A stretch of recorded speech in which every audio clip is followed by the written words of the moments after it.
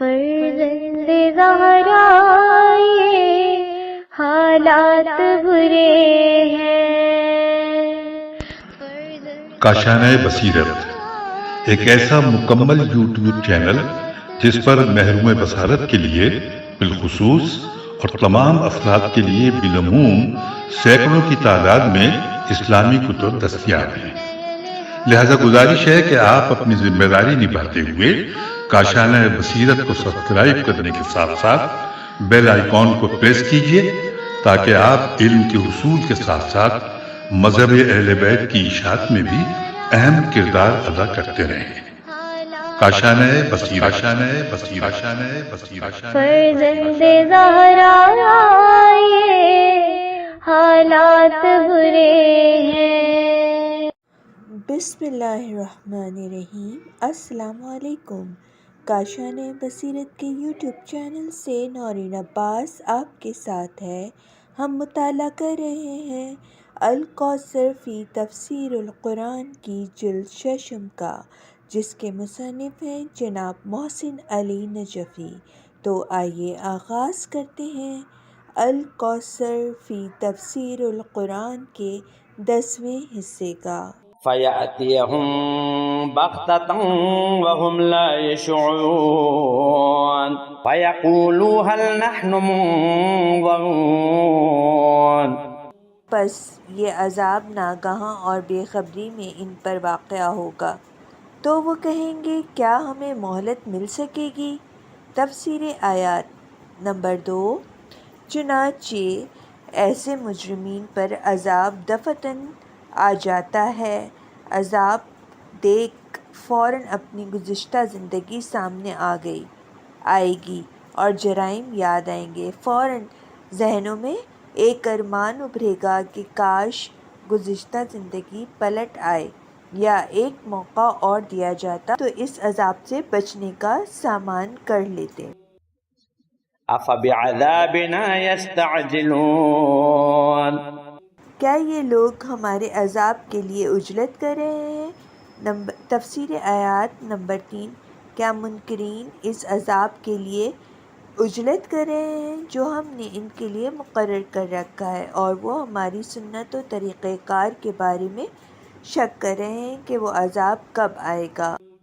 أَفَرَأَيْتَ إِن مَّتَّعْنَاهُمْ سِنِينَ ثُمَّ جَاءَهُم مَّا كَانُوا يُوعَدُونَ مَا أَغْنَىٰ عَنْهُم مَّا كَانُوا يُمَتَّعُونَ۔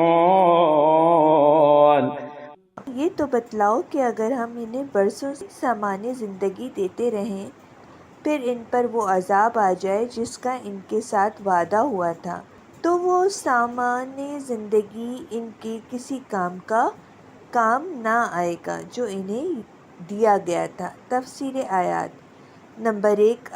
افرأیتا، پہلے بھی بیان ہوا ہے کہ افرأیتا کی ترکیب اخبرنی یہ تو بتلاؤ کے معنی میں آتی ہے۔ فرمایا یہ تو بتلاؤ تم جس عذاب کے لیے جلدی مچا رہے ہو وہ ابھی نہیں آتا بلکہ تمہیں ڈھیل دی جاتی ہے، لیکن جب یہ عذاب دفعتاً آ جائے گا تو یہ ڈھیل تمہارے کس کام کی ہوگی؟ اس ڈھیل سے تمہیں کیا فائدہ ملے گا؟ بلکہ اس ڈھیل میں ان لوگوں نے اپنے جرائم میں اضافہ کیا ہے۔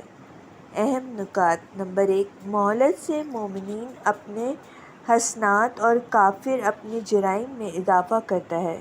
وَمَا أَهْلَكْنَا مِن قَرْيَةٍ إِلَّا لَهَا مُنذِرُونَ ذِكْرَىٰ وَمَا كُنَّا ظَالِمِينَ۔ اور ہم نے کسی بستی کو ہلاک نہیں کیا مگر یہ کہ اس بستی کو تنبیہ کرنے والے تھے، یاد دہانی کے لیے، اور ہم کبھی بھی ظالم نہ تھے۔ تفسیر آیات نمبر 1۔ اللہ تعالیٰ کی یہ سنت رہی ہے کہ پہلے وہ اپنی طرف سے رسول بھیجتا ہے۔ وہ رسول اپنی رسالت کی حقانیت پر دلیل و معجزہ لے کر آتے اور اپنی قوم کو ایمان باللہ اور ایمان بالآخرت کی دعوت دیتے ہیں۔ وہ رسول قوم کی طرف سے ہونے والی اذیتوں کو برداشت کرتے ہیں، اس کے بعد وہ جب ناقابل ہدایت ہوتی ہے تو اس پر عذاب نازل ہوتا ہے۔ حضرت نوح نے اپنی قوم میں 950 سال تبلیغ کی، اس کے بعد طوفان کی شکل میں عذاب آیا۔ نمبر 2، وَمَا كُنَّا ظَالِمِينَ، اللہ فرماتا ہے کہ ہم ظالم نہ تھے، یعنی اگر حجت پوری کرنے سے پہلے ان پر عذاب نازل کرتے تو ہم ظالم ہوتے۔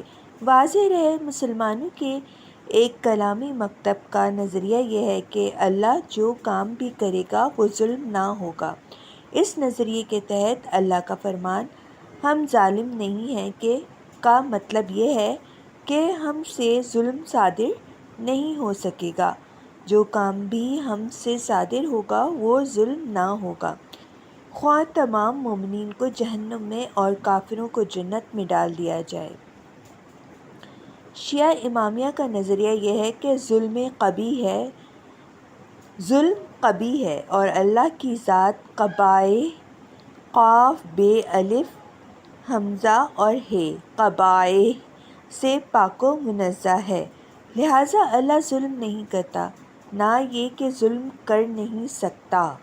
دوسری بات یہ کہ اللہ مومن کو ثواب اور کافر کو عذاب نہ دے تو یہ ظلم اور ناانصافی ہوگی، غرض خلقت کی نفی اور خلقت عبث ہو جائے گی، اور اللہ عبث کاری سے پاک ہے، لہٰذا اللہ سے ظلم صادر نہیں ہو سکتا۔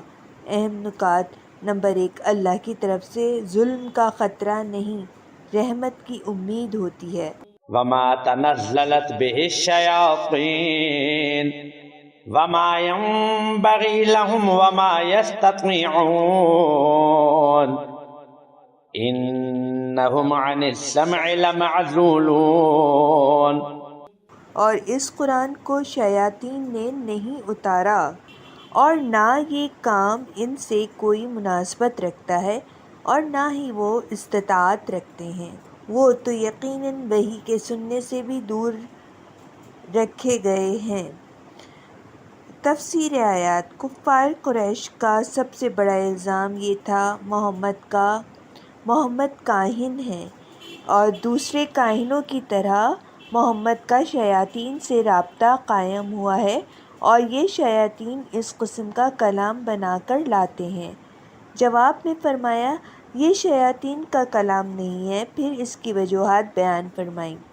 اول یہ کہ وما ینبغی لہم، اس کلام اور شیاطین میں کوئی مناسبت نہیں ہے، کہاں یہ ملکوتی کلام اور کہاں شیاطین، قرآنی تعلیمات، افکار، اخلاق، حقائق، رموز، اسرار اور شیاطین کی شرارت، خرافات اور فسادات میں کوئی تناسب نہیں ہے۔ خود وقت کے کاہن بھی تو گواہی دیتے تھے کہ اس قرآن کی کاہن کے کلام کے ساتھ کوئی مناسبت نہیں ہے۔ دوم یہ کہ وما یستطیعون، شیاطین کی قدرت میں نہیں ہے کہ وہ اس قسم کا کلام پیش کریں۔ اگر ممکن ہوتا تو خود مشرکین کاہنوں کے ذریعے نے جنات و شیاطین سے رابطہ کر کے قرآن کا مقابلہ کرتے اور شیاطین کے ذریعے قرآن جیسا کلام پیش کرتے۔ سوم یہ کہ عن السمع معزولون، شیاطین آسمانی خبریں سننے سے دور رکھے گئے ہیں، اب وہ لپکتے شعلوں کی زد میں ہیں۔ اہم نکات: نمبر 1، خود کلام الہی میں ایسے شواہد موجود ہیں کہ یہ غیر اللہ کا کلام نہیں ہو سکتا۔ فلا تدع مع الله إلها آخر فتكون من المعذبين۔ پس آپ اللہ کے ساتھ کسی اور معبود کو نہ پکاریں ورنہ آپ بھی عذاب پانے والوں میں شامل ہو جائیں گے۔ تفسیر آیات: خطاب رسول کریم صلی اللہ علیہ وآلہ وسلم سے ہے اور اس خطاب کے ذریعے ایک حقیقت بیان کرنا مقصود ہے کہ اگر بفرض محال خود رسول اللہ صلی اللہ علیہ وآلہ وسلم کسی غیر خدا کو معبود بنا لیتے ہیں تو وہ بھی عذاب میں مبتلا ہوں گے۔ رسول کا معصوم ہونا اپنی جگہ درست ہے، معصوم سے شرک سرزد نہ ہوگا، تاہم معصوم بھی شرک سے بچنے کے مکلف ضرور ہیں، عصمت کی وجہ سے غیر مکلف نہیں ہوتے۔ قرآن میں اس کی دیگر مثالیں موجود ہیں، مثلاً فرمایا لَإِنْ أَشْرَكْتَ لَيَحْبَطَنَّ عَمَلُكَ، اگر تم نے شرک کیا تو تمہارا عمل ضرور حبط ہو جائے گا۔ وَأَنذِرْ عَشِيرَتَكَ الْأَقْرَبِينَ، اور اپنے قریب ترین رشتہ داروں کو تنبیہ کیجیے۔ تشریح کلمات عشیرہ، عشیرۃ الرجل قرابۃ، عشیرۃ سے مراد قریبی رشتہ دار ہیں، چونکہ قریبی رشتہ دار باہم معاشرت کرتے ہیں اس لیے عشیرہ کہا گیا۔ عشیرہ کی سپیلنگ عین شین یہ رے اور گول ہے۔ تفسیر آیات انبیاء علیہ السلام تبلیغ و ارشاد کا سلسلہ اپنے قرابت داروں سے شروع فرماتے ہیں۔ الاقربین میں بنی ہاشم اور بنی عبد المطلب شامل ہیں۔ بریکٹ میں جلالین لکھا ہوا ہے اور جلالین کا ہجے جو ہے جیم لام الف لا لام یہ نون۔ الاقربین قریبی ترین رشتہ داروں سے دعوت کی ابتدا اس لیے بھی ہو رہی ہے کہ رسول کی حیات میں یہی لوگ سب سے زیادہ رسول کے حامی ہوں گے اور رسول کی حیات کے بعد تبلیغ کا بوجھ اٹھانے والے یہی ہوں گے۔ نیز دعوت اپنے قریبی ترین رشتہ داروں سے شروع کرنے میں یہ راز بھی ہے کہ اگر قریبی لوگوں کو چھوڑ کر دوسرے لوگوں کو دعوت دیتے تو ذہنوں میں ایک سوال اٹھ سکتا تھا کہ اپنے قریبی رشتہ دار چونکہ محمد کو قریب سے جانتے ہیں، اگر یہ دعوت حق پر مبنی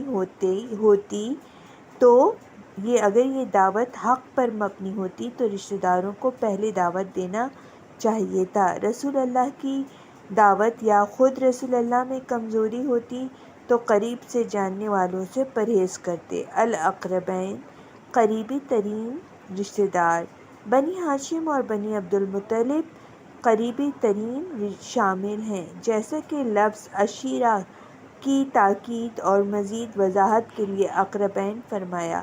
لہٰذا وہ روایات جن میں کہا ہے کہ رسول اللہ نے قریش کے تمام قبائل کو بلایا قرآنی صراحت کے خلاف ہے۔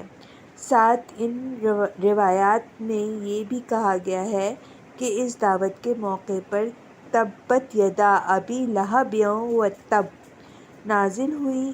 اس کے مطابق لازم آتا ہے سورہ شورى سورہ تبت سے پہلے نازل ہوا ہو، جبکہ ترتیب نزول میں سورہ تبت چھٹا سورہ ہے اور سورہ شورى 47واں سورہ ہے۔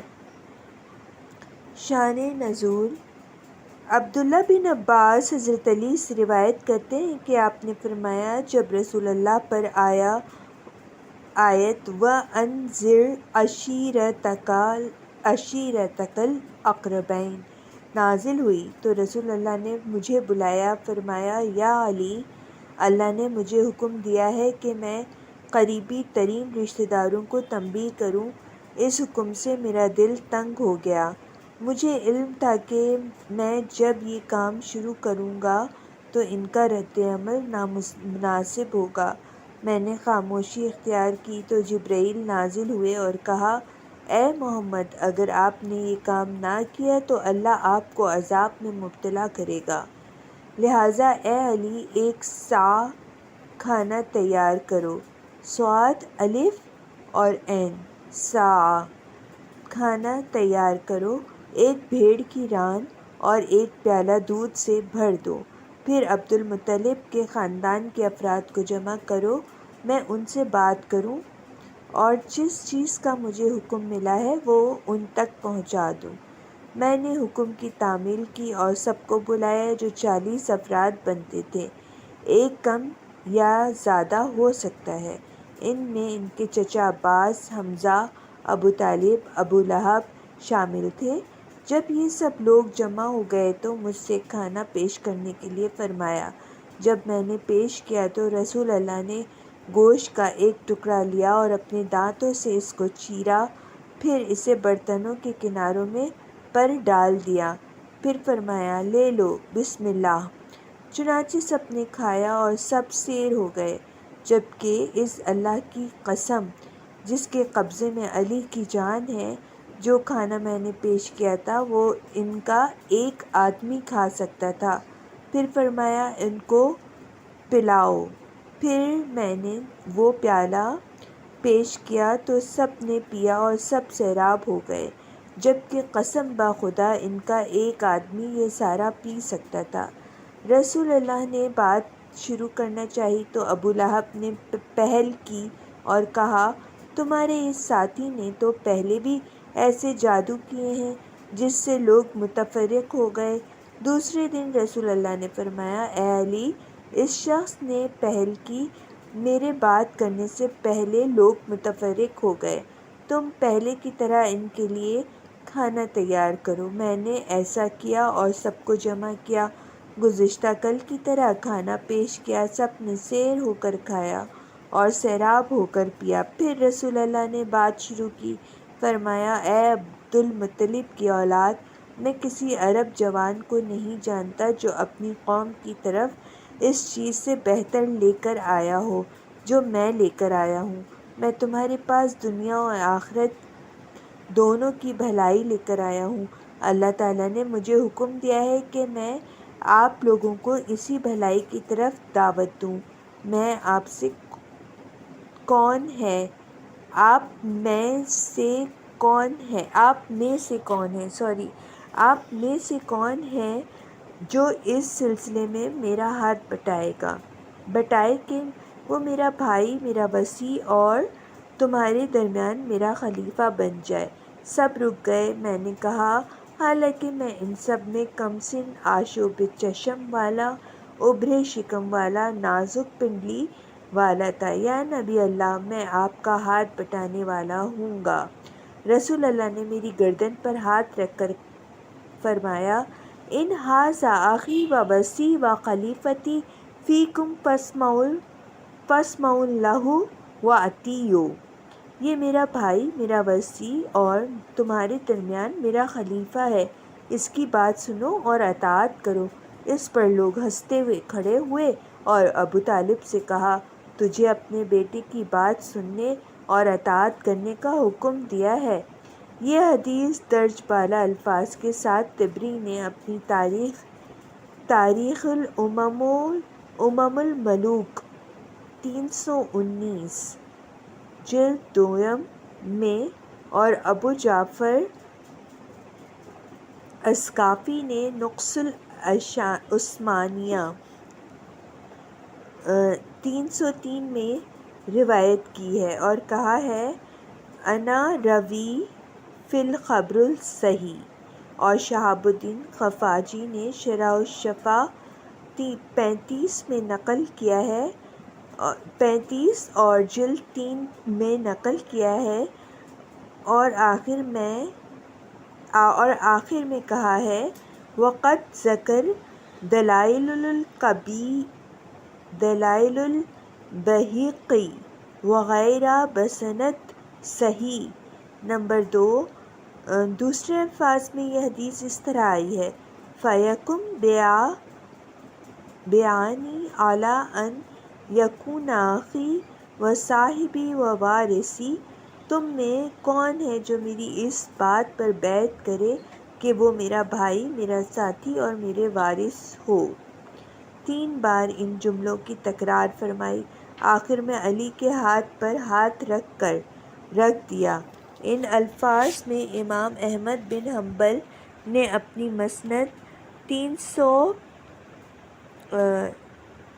357 جلد دوم میں روایت کی ہے اور اس روایت کے تمام راوی ثقہ ہیں، ث، ق اور ہ ثقہ ہیں۔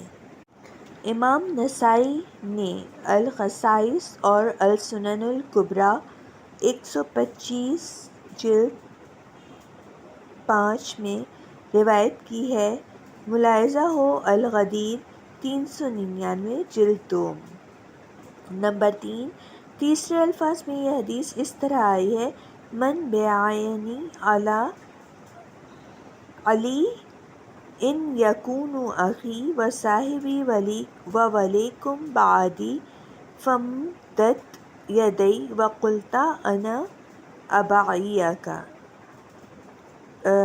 معزز سامعین، یہ میں نے جتنی بھی احادیث آیت کی عربی کی شکل میں پڑھی ہیں، ان میں اعراب نہ ہونے کی وجہ سے مجھ سے غلطی ہو سکتی ہے، کیونکہ اس عربی پر احادیث کی جو جتنی بھی عربی ہے اس پر زیر زبر نہیں لگے ہوئے، تو میں اپنے حساب سے اس کو پڑھ رہی ہوں، تو اگر کوئی غلطی ہو تو مجھے معاف کریے گا۔ نمبر 3 پڑھتے ہم۔ تیسرے الفاظ میں یہ حدیث اس طرح آئی ہے، اور یہاں پہ میں نے حدیث کوٹ کی تھی، عربی پڑھی تھی، اب میں اس کی ٹرانسلیشن پڑھ رہی ہوں۔ کون میرے ہاتھ سے اس بات پر بیعت کرے گا کہ وہ میرا بھائی، میرا ساتھی اور میرے بعد تمہارا ولی ہو؟ تو میں نے اپنا ہاتھ بڑھایا اور کہا میں آپ کی بیعت کرتا ہوں۔ ان الفاظ کے ساتھ روایت ہے حافظ ابن مردویہ میم رے دال واو یہ اور گول ہے نے، جس کا سیوطی نے سین یہ واو توئے چھوٹی ہے، سیوطی نے جمع الجوامع میں ذکر کیا ہے۔ ملاحظہ ہو کنز الاعمال 174 جلد 13۔ نمبر 4، چوتھے الفاظ میں یہ حدیث اس طرح منقول ہے: فقال اجلس فانت اخی و وزیری و وصی و وارثی و خلیفتی من بعدی حافظ ابو حاتم اور حافظ باقی۔ فرمایا علی بیٹھ جاؤ، تو میرا بھائی، میرا وزیر، میرا وصی، میرا وارث اور میرے بعد میرا خلیفہ ہے۔ حافظ ابو حاتم اور حافظ بغوی نے ان الفاظ میں روایت کی ہے۔ ملاحظہ ہو سیرت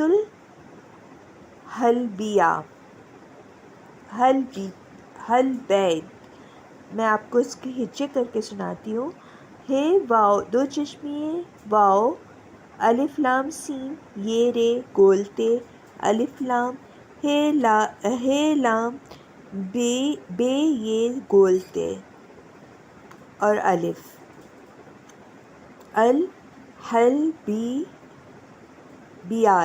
تا 286۔ نمبر 5، پانچویں الفاظ میں یہ حدیث اس طرح منقول ہے: ثم قال من یواخینی و یوازرنی و یکون ولی و وصی بعدی و خلیفتی فی اہلی یقضی دینی الکشف البیان۔ یقضی دینی، پھر فرمایا کون میرا بھائی اور وزیر ہوگا کہ میرے بعد میرا ولی اور وصی اور میرے اہل بیت میں میرا خلیفہ بن جائے اور میرا قرض ادا کرے۔ الکشف البیان سولبی 182 7 نے یہ روایت بیان کی ہے۔ ملاحظہ ہو کفایت الطالب گنجی صفحہ 204 پر۔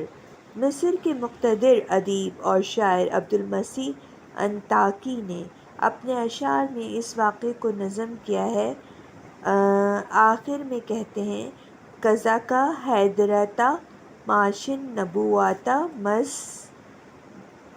نادی بہ المصطفیٰ لبی منادیہا و شارک المصطفیٰ من یومی ان وزال علا ساسا حتی انتہت علیہ مبانیہا۔ اس طرح حیدر نبوت کے ساتھ چلتے رہے۔ جب بھی مصطفیٰ نے ندا دی آپ نے لبیک کہا۔ جس دن محمد مصطفیٰ نے اس دنیا کی بنیاد رکھی، اس دین کی بنیاد رکھی ہے، اس دن سے لے کر اس عمارت کی تکمیل تک آپ مصطفیٰ کے شریک رہے۔ حدیث کی تحریف۔ طبری نے یہ حدیث اپنی تاریخ میں مکمل بیان کی ہے، لیکن اپنی تفسیر میں اس حدیث میں تحریف کر ڈالی۔ چنانچہ علی ان یکون اخی و وصی و خلیفتی فیکم کے الفاظ میں سے وصی و خلیفتی فیکم کی جگہ وکذا وکذا لکھ دیا۔ حدیث کے آخر میں بھی ان ھذا اخی کے بعد وصی اور خلیفتی کی جگہ وکذا وکذا لکھ دیا۔ ابن کثیر اپنے مصادر میں تاریخ طبری کو سر فہرست رکھتے ہیں، لیکن اس حدیث کی نقل میں تاریخ طبری کی جگہ تفسیر طبری کی تحریف شدہ روایات انہیں زیادہ پسند آئی اور اپنی تاریخ البدایہ والنہایہ 53 میں اور تفسیر میں وصی و خلیفتی کی جگہ وکذا وکذا لکھ دیا۔ آیت میں تحریف۔ صحیح مسلم میں ابن عباس سے روایت ہے کہ یہ آیت اس طرح نازل ہوئی: وَانذِرْ عَشِيرَتَكَ الْأَقْرَبِينَ وَرَحْمَتَكَ مَنْ هُمُ الْمُخْلَصُونَ۔ کہتے ہیں پھر نسخ ہو گئی، نسخ نون سین خ نسخ ہو گئی۔ شاید آیت پہلے نازل ہوئی، پھر اس کی تلاوت منسوخ ہو گئی، پھر اس کا ایک حصہ سورہ شورى میں دوبارہ نازل ہوا۔ تفسیر قرطبی نے کہا ہے: وَظَاهِرُ هَذَا أَنَّهُ كَانَ قُرْآنًا يُتْلَىٰ وَأَنَّهُ نَسَخَ۔ اس سے بظاہر ایسے معلوم ہوتا ہے کہ وہ رحتک منہم المخلصین قرآن کا حصہ تھا اور تلاوت بھی ہوتی تھی، جو بعد میں نسخ ہو گیا۔ اس قسم کی روایت کے تحت اس قسم کی عبارتوں کو اہل سنت کے علماء قرآن کا حصہ تسلیم کرتے ہیں، پھر نظریہ نسخ تلاوت کے ذریعے منسوخ فرض کرتے ہیں۔ ہم نے مقدمے میں وضاحت سے لکھا ہے کہ اس قسم کی روایات میں اہل تشیع اور اہل سنت کے موقف میں بنیادی فرق یہ رہا ہے کہ شیعہ ایسی روایت کے تحت اس قسم کی عبارتوں کو قرآن کا حصہ نہیں سمجھتے اور ان عبارتوں کو قرآن تسلیم کرنے سے پہلے توجیہ، تاویل یا مسترد کرتے ہیں۔ اہل سنت ایسی عبارتوں کو قرآن کا حصہ تسلیم کرنے کے بعد ایک متنازع نظریے کے تحت منسوخ سمجھتے ہیں۔ وہ متنازع ذریعہ نسخ تلاوت ہے۔ پہلے بھی ذکر ہو چکا ہے، نسخ تلاوت ایک مفروضہ ہے، اس پر کوئی دلیل نہیں ہے۔ ظاہر ہے کہ نسخ تلاوت ثابت نہ ہونے کی صورت میں اس قسم کی عبارتیں قرآن کا حصہ رہتی ہیں، اس سے تحریف قرآن لازم آتی ہے۔ ایک اعتراض اور اس کا جواب۔ اعتراض: کیا ایک نابالغ بچے کو وصی، وارث اور خلیفہ بنایا جاتا ہے؟ کیا بزرگوں کو دعوت دینے کے لیے ایک بچے سے کام لیا جاتا ہے؟ کیا رسول اللہ ایک بچے کے ہاتھ پر ہاتھ رکھ کر اس سے بیعت لے سکتے ہیں؟ جواب: کیا حضرت علی علیہ السلام غیر مکلف، غیر عاقل تھے؟ تو کیا رسول اللہ نے ایک غیر مکلف اور غیر عاقل کو ایمان کی دعوت دی؟ کیا رسول اللہ نے علی کے ایمان کو قبول نہیں کیا؟ اگر دعوت دی ہے تو کیا یہ دعوت بحکم خدا تھی یا ذاتی خواہش پر؟ چونکہ رسول اللہ نے علی کے علاوہ کسی بچے کو اسلام کی دعوت نہیں دی، لہٰذا علی حضرت آدم کی طرح ہیں کہ وجود میں آنے کے فوراً بعد ایمان لیا۔ حضرت عیسیٰ کی طرح کہ ابھی ایک دن کے تھے اپنی نبوت کا اعلان کیا، اور حضرت یحییٰ کی طرح ہیں جنہیں طفولیت میں حکمت دے دی گئی، اور حضرت سلیمان کی طرح ہیں جو 11 سال کی عمر میں حضرت داؤد کے جانشین ہوئے۔ اور سامعین، انشاءاللہ اگلی آیتوں کے ساتھ دوبارہ حاضر ہوں گی. جب تک کے لیے خدا